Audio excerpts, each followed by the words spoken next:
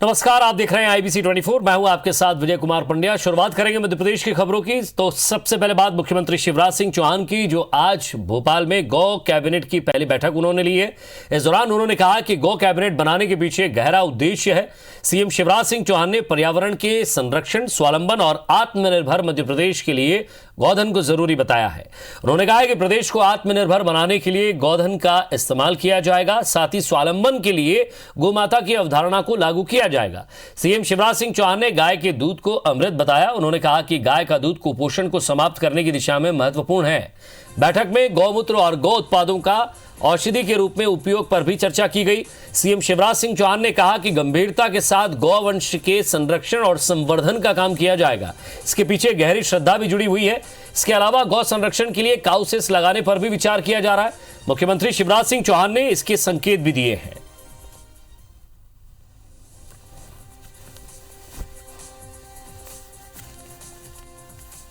आज भी जब हम ये पहली बैठक कर रहे हैं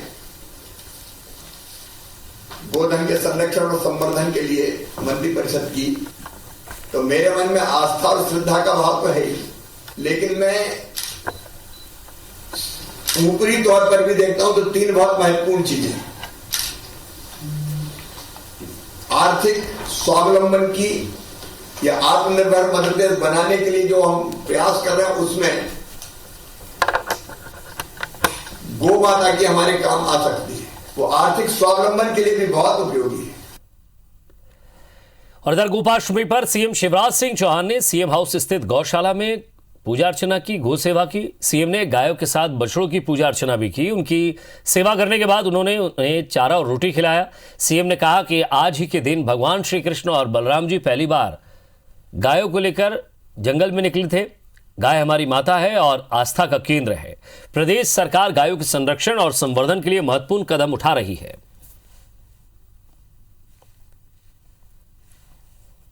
गाय हमारी श्रद्धा और आस्था का केंद्र है, लेकिन केवल श्रद्धा और आस्था नहीं, आत्मनिर्भर मध्य प्रदेश हम बनाने जा रहे हैं। तो आर्थिक स्वावलंबन का एक पाया भी गाय बन सकती है। एक कुपोषण अगर दूर करना है तो गाय का दूध अमृत का काम करता है। मतलब हमने अति कुपोषित बच्चों को दूध देने की व्यवस्था की है।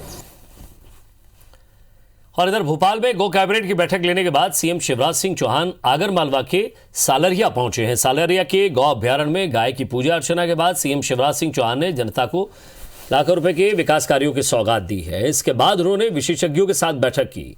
इस दौरान सीएम शिवराज सिंह चौहान ने ऐलान किया कि अब प्रदेश के आंगनबाड़ियों में कुपोषित बच्चों को अंडा नहीं बांटा जाएगा। साथ ही गायों के लिए रिसर्च सेंटर बनाने की भी बात कही। गायों के संरक्षण के लिए गौशाला अधिनियम भी बनाया जाएगा। गौ सेवा का काम करने के लिए तेजी से सरकार प्रयास कर रही है।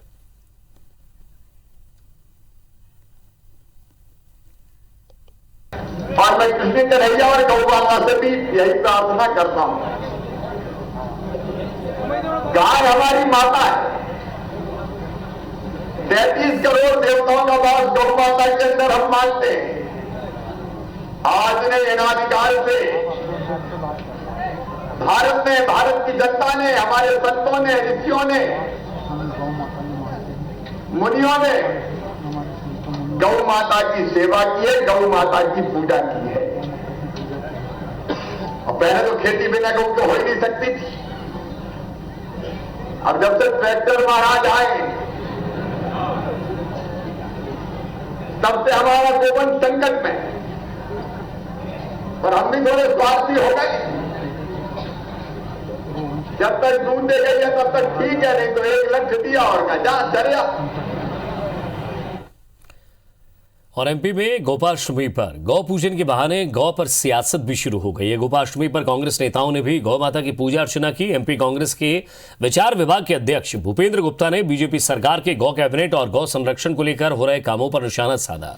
उन्होंने कहा कि बीजेपी तो सिर्फ नारों में गौ सेवा और संरक्षण करती है, हम तो वास्तव में गौ सेवा करते हैं। महात्मा गांधी की विचारधारा के अनुरूप कांग्रेस सरकार के कार्यकाल में गौ संवर्धन और संरक्षण पर न सिर्फ काम हुआ बल्कि कांग्रेस सरकार ने प्रदेश में 1000 शासकीय गौशाला खोलने की दिशा में काम किया, जिसे बीजेपी आगे बढ़ाने का काम कर रही है। उन्होंने कहा कि हम उम्मीद करते हैं कि सरकार सिर्फ नारा न लगाए बल्कि गौ संरक्षण की दिशा में मजबूत काम करे। ये नकली गाय प्रेम वोट के लिए था भारतीय जनता पार्टी का। कांग्रेस पार्टी को इससे सच्ची सेवा करनी है। मेरा उद्देश्य साफ है कि ये देश की आर्थिक व्यवस्था को, जो ग्रामीण अर्थव्यवस्था का कंट्रीब्यूशन है जीडीपी में, उसको बढ़ाने के लिए हम इस काम को आगे बढ़ाना चाहते हैं। और मध्य प्रदेश में कोरोना के बढ़ते मामलों पर सीएम शिवराज सिंह चौहान ने आज 1 घंटे की समीक्षा बैठक ली। इसमें जिले से आई क्राइसिस मैनेजमेंट रिपोर्ट पर मंथन हुआ है। इसमें यह बात सामने आई है कि प्रदेश में 9 जिले इंदौर, भोपाल, ग्वालियर, विदिशा, रतलाम, धार, दतिया, अशोकनगर और शिवपुरी जिले में कोरोना संक्रमण सबसे ज्यादा फैला हुआ है। शिवराज ने कलेक्टरों को निर्देश दिए हैं कि इन जिलों में क्राइसिस मैनेजमेंट ग्रुप के फैसलों को लागू किया जाए। मुख्यमंत्री ने यह भी कहा कि वे बंद के पक्ष में नहीं है, लिहाजा जिला प्रशासन सख्ती न बरते बल्कि व्यापारियों से बाजार बंद करने की अपील करे, साथ ही उन्हें कोरोना गाइडलाइन का पालन कराने के लिए प्रेरित करे। मुख्यमंत्री ने कोरोना स्थिति की समीक्षा के लिए 24 नवंबर को फिर से एक बैठक बुलाई है।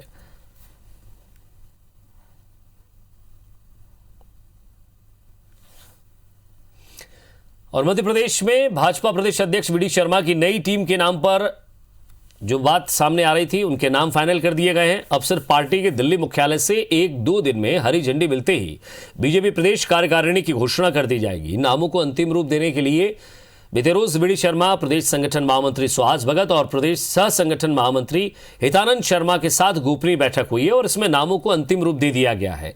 दिल्ली हाईकमान ने प्रदेश संगठन को साफ कर दिया है कि बहुत अधिक मजबूरी या विवशता ना हो तो टीम में 55 वर्ष से अधिक उम्र के व्यक्ति ना लिए जाएं। इस क्राइटेरिया के आने के बाद अब प्रदेश में टीम के गठन पर गतिरोध भी थम गया है, क्योंकि कई सीनियर नेता दबाव बना रहे थे कि उन्हें मंत्रिमंडल में नई जगह मिली तो कम से कम संगठन में सम्मान मिले। वहीं दूसरी ओर कांग्रेस इस मामले में बीजेपी पर तंज कस रही है।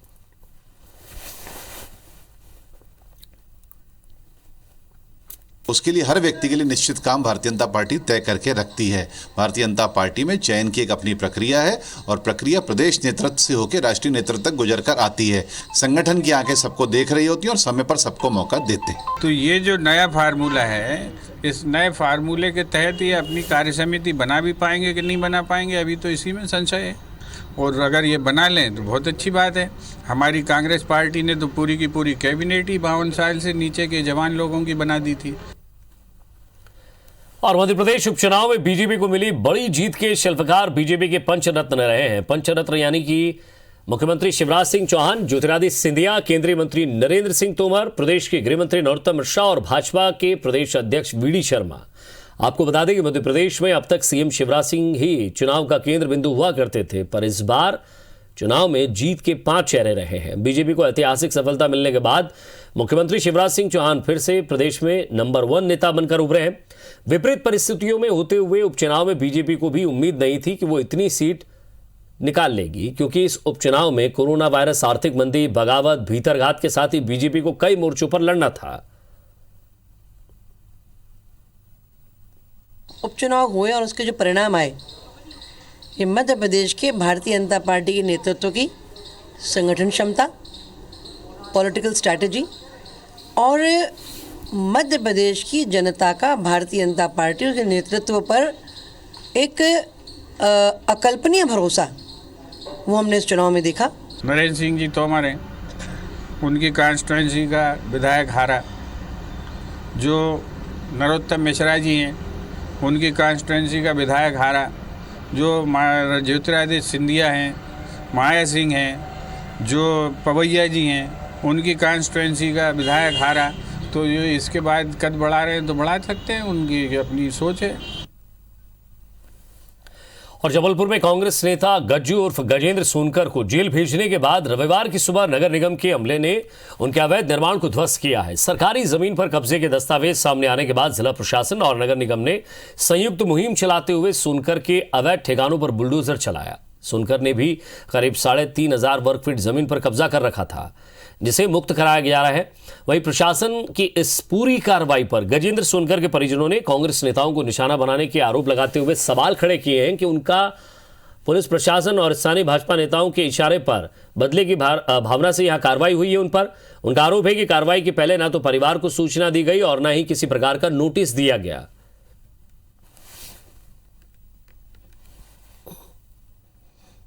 हमें बिना अनुमति के हमारा मकान तोड़ा जा रहा है।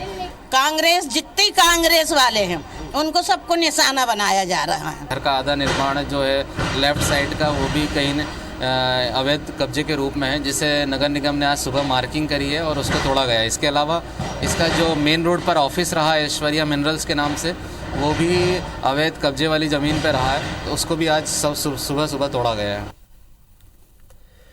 मध्य प्रदेश सरकार के एंटी माफिया मुहिम के तहत इंदौर शहर में 5वें दिन भी गुंडे बदमाशों के मकानों को ध्वस्त किया गया। शहर के खजराना क्षेत्र में लिस्टेड गुंडे नवाब खान, शादाब खान, अकरम खान और फरहान खान के अवैध अतिक्रमण के खिलाफ प्रशासन का बुलडोजर चला है। चारों बदमाशों के अवैध अतिक्रमण पर निगम, पुलिस विभाग और प्रशासन का हथौड़ा चला। इस कार्रवाई का जायजा लिया हमारे संवाददाता रवि हेमराज सिसोदिया ने। इंदौर शहर में एंटी माफिया मुहिम के तहत लगातार 5वां दिन जारी है और खजराना क्षेत्र के हिस्ट्री शटर गुंडे नवाब, अकरम लंगड़ा और साथ ही फरहान के जो अवैध अतिक्रमण है उन पर नगर निगम का बुलडोजर चलता हुआ नजर आ रहा है। खजराना क्षेत्र के सभी रजिस्टर्ड गुंडे हैं जिनके खिलाफ 2 दर्जन से ज़्यादा मामले इंदौर शहर के अलग अलग थाना क्षेत्रों में दर्ज है। और जिस तरीके से इंदौर शहर में लगातार आज 5वां दिन कार्रवाई का, इसके पहले भी बड़े शहर के बड़े हिस्ट्री शटर गुंडे हैं उनके अवैध अतिक्रमणों पर नगर निगम ने कार्रवाई की है और अभी एक लंबी फहरिस्त जो है वो बनी हुई है। उसके खिलाफ इंदौर शहर में लगातार कार्रवाई की जाएगी, क्योंकि जिस तरीके से शहर में अवैध अतिक्रमण का साम्राज्य फैला है उसी को लेकर इंदौर शहर में लगातार कार्रवाई जारी है। नगर निगम, पुलिस प्रशासन और जिला प्रशासन का अमला जो है वो सुबह से यहाँ पर जमा हुआ है और किस तरीके से ये कार्रवाई हुई है, सारे अधिकारी मौके पर मौजूद हैं। हम अधिकारियों से अगर बात करने की कोशिश करते हैं कि किस तरीके से आज ये जो कार्रवाई है वो फिलहाल की गई है और कितने जो बड़े गुंडे हैं इस क्षेत्र के उनके खिलाफ कार्रवाई की गई, क्योंकि आज सुबह से ही पूरे जिला प्रशासन, पुलिस प्रशासन का अमला जो है मौके पर मौजूद है, सभी व्यवस्थाओं को बहाल बनाए हुए हैं। हम बात करने की कोशिश करते हैं। सर, अगर आज हम बात करें तो खजराना क्षेत्र के कितने हिस्ट्री सीटर गुंडे इनके खिलाफ कार्रवाई हुई है? 4 हिस्ट्री सीटर हैं, उनके खिलाफ कार्रवाई की जा रही है। और सर, 4 बड़े हिस्ट्री सीटर हैं, इन सभी के अतिक्रमणों को आज ध्वस्त किया जा रहा है? जी। तो फिलहाल इंदौर शहर का यह 5वां दिन है। लगातार एंटी माफिया मुहिम के तहत यह कार्रवाई जारी है और जो खजराना क्षेत्र के हिस्ट्री सीटर गुंडे हैं, जो 4 गुंडे हैं, उनके जो अवैध अतिक्रमण है, जो उन्होंने अवैध अतिक्रमण किया हुआ है, उसके खिलाफ कार्रवाई जारी है। इंदौर शहर में एक लंबी फहरिस्त है गुंडों की जिन्होंने अवैध अतिक्रमण किया हुआ है और उसके खिलाफ लगातार यह कार्रवाई जारी रहेगी। कैमरा पर्सन संतोष जटमन के साथ रवि हेमराज सिसोदिया, IBC 24 इंदौर। और इधर भोपाल से बड़ी खबर, जहां कांग्रेस प्रवक्ता स्वदेश शर्मा के निलंबन के बाद सफाई, मेरा तन कांग्रेस मेरा मन कांग्रेस। स्वदेश शर्मा, जी हाँ, सोशल मीडिया पर कमेंट की गलत व्याख्या की गई है। संगठन ने यहां स्पष्टीकरण मांगा है, स्पष्टीकरण भी दे दिया है। उन्होंने ये कहा है कमलनाथ उनके साथ न्याय करेंगे।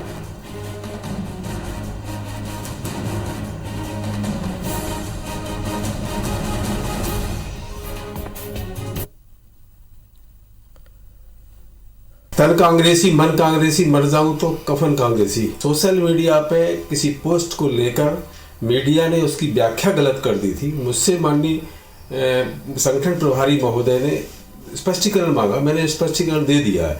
मुझे भरोसा है माननीय कमलनाथ जी पर कि मेरे स्पष्टीकरण से वो संतुष्ट होंगे और निश्चित रूप से इस पर पुनर्विचार करेंगे। और आत्मनिर्भर मध्य प्रदेश के तहत किसानों की आय दोगुना करने के लिए मध्य प्रदेश सरकार प्रदेश में कृषि गारंटी ट्रस्ट का गठन करने जा रही है। वैसे तो ये ट्रस्ट किसानों के लिए कई तरह की योजनाओं पर काम करेगा, लेकिन ट्रस्ट का मुख्य फोकस किसानों को फसल की न्यूनतम राशि दिलाने की गारंटी के साथ फसल बीमा राशि का उचित मुआवजा दिलाना होगा।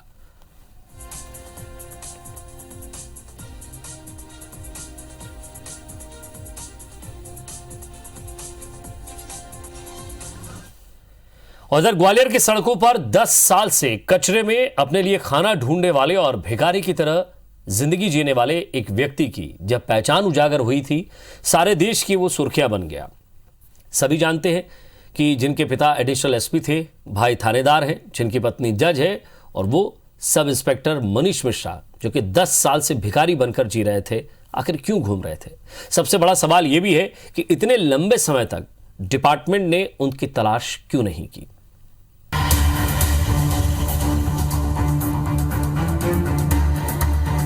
ग्वालियर में उपचुनाव की मतगणना के दिन डीएसपी रत्नेश सिंह तोमर और विजय सिंह भदौरिया गश्त लगा रहे थे और झांसी रोड की तरफ से गुजर रहे थे।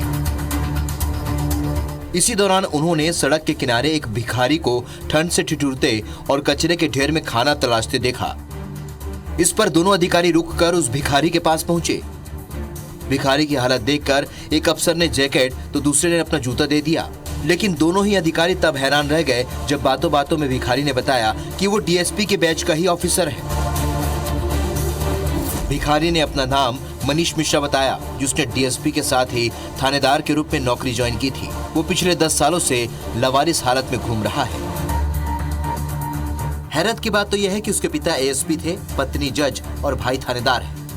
दरअसल अखबारों में कई तरह की खबरें छप रही हैं। बताया जा रहा है कि जब तक सब इंस्पेक्टर मनीष मिश्रा पूरी तरह से स्वस्थ थे, पूरा परिवार उनके साथ रहता था, लेकिन जैसे ही उनकी मानसिक स्थिति गड़बड़ाई, परिवार के लोगों ने उनका साथ छोड़ना शुरू कर दिया। अंत में उनकी पत्नी ने भी तलाक दे दिया। जब ड्यूटी से घर लौट रहे थे तो रास्ते में देखा ऐसे ठंड में काफी व्यक्ति हैं, बुजुर्ग से दाढ़ी उनकी काफी बड़ी हुई थी, बस हालत स्थिति में थी। तो ऐसे ही वो उतरे मदद के लिए तो उनको देखा तो फिर वो हमारे बैच के एक सब इंस्पेक्टर थे, मनीष मिश्रा, हमारे अच्छे मित्र और दोस्त थे। बातचीत आगे बढ़ने पर पता चला कि मनीष मिश्रा डीएसपी रत्नेश सिंह तोमर और विजय सिंह भदौरिया दोनों अफसरों के साथ 1999 में पुलिस सब इंस्पेक्टर की पोस्ट पर भर्ती हुए थे। उन्होंने 2005 तक पुलिस की नौकरी की और अंतिम समय में दतिया में पोस्टेड रहे। वे एक शानदार निशानेबाज भी थे। मेरे बैचमेट थे और प्लस बैचमेट के अलावा मेरे रूममेट भी थे। वो हम दोनों एक ही रूम में रहते थे और टॉप उस टाइम पे निशानेबाज की जो प्रतियोगिता होती है उसमें प्रथम उसमें आए थे। सब इंस्पेक्टर मनीष मिश्रा की कहानी में कई सवाल अहम हैं। उनके परिवार में पिता, चाचा, भाई और पत्नी कोई भी ऐसा नहीं है जो परिस्थितियों के आगे लाचार हो और मनीष के इलाज का खर्चा न उठा सके। ऐसा क्या हुआ जो मनीष के परिवार ने मनीष का साथ छोड़ दिया? ड्यूटी से अनुपस्थित होने से पहले कुछ ऐसा हुआ जिसने उसके मानसिक संतुलन को प्रभावित किया? क्या कारण है कि पुलिस डिपार्टमेंट ने अपने एक जाबाज अधिकारी को तलाशने की कोशिश नहीं की? अनुपस्थित अधिकारी की तलाश और सेवा समाप्ति की कार्रवाई के लिए लंबी प्रक्रिया का पालन किया जाता है। क्या मनीष मिश्रा के केस में इस प्रक्रिया का पालन किया जा रहा था? पुलिस विभाग पर सवाल इसलिए क्योंकि मनीष मिश्रा के मिलने के 5 दिन बाद तक मध्य प्रदेश पुलिस मुख्यालय की ओर से कोई बयान जारी नहीं हुआ। क्या कारण है कि ज्यादातर मामलों में संवेदनशील नजर आने वाले गृह मंत्री डॉक्टर नरोत्तम मिश्रा ने सब इंस्पेक्टर मनीष मिश्रा के केस में कोई बयान नहीं दिया, जबकि मनीष मिश्रा की लास्ट पोस्टिंग जो डॉक्टर नरोत्तम मिश्रा का निर्वाचन क्षेत्र है। मनीष के मानसिक संतुलन खोने के मामले में आश्रम संचालक विकास गोस्वामी का भी कहना है कि जब भी मनीष से उसके परिवार और उसकी पत्नी के बारे में बात की जाती है तो वो अपना मानसिक संतुलन अचानक खो बैठते हैं, काफी आक्रामक हो जाते हैं, जबकि सामान्य तौर पर वो अपने बैच में अधिकारियों और साथी पुलिस अधिकारियों से फोन पर गुफ्तगू करते हैं। पुरानी बातें याद करते हैं, जो बैचमेट नहीं आ रहे हैं उनके बारे में बात करते हैं। वीडियो कॉलिंग पे भी जैसे बात 1-2 बार हमने सुनी है कि वो अपने और बड़े अच्छे से बात करते हैं, परिवार के बारे में पूछते हैं, भाभी जी कैसी हैं, बच्चे कैसे हैं, वगैरह वगैरह। तो बड़ा लगाव रहा है उनका अपने पुराने दोस्तों से। फिलहाल ग्वालियर पुलिस के अधिकारियों ने मनीष मिश्रा के भाई उमेश मिश्रा और चाइना में दूतावास में पदस्थ उनकी बहन मंजुला मिश्रा से बात कर मनीष की हालत के बारे में बताया है। फिलहाल बड़े भाई उमेश मिश्रा मनीष से मिलने के लिए जल्द ग्वालियर आने वाले हैं, लेकिन उनकी बहन मंजिला कब तक उनसे मिलने के लिए यहाँ पहुँचेगी ये उन्होंने साफ नहीं किया है। वक्त और हालात कभी एक जैसे नहीं रहते हैं, जिसका जीता जागता उदाहरण मध्य प्रदेश पुलिस के शार्प शूटर मनीष मिश्रा है। मनीष मिश्रा लावारिस हालत में ग्वालियर के 2 पुलिस अधिकारियों को मिले थे। सवाल इस बात का है कि उनके हालात कैसे हो गए, क्योंकि उनके परिजन बड़ी पोस्टों पर हैं। ऐसे में सवाल ये भी है क्योंकि वो उनकी सुध नहीं ले रहे हैं। कैमरामैन लोकेंद्र पाल के साथ नासिर गौरी, IBC 24 ग्वालियर। और इसी के साथ फिलहाल इस बुलेटिन में इतना ही। खबरों के अपडेट्स के लिए आप देखते रहिए IBC 24। नमस्कार।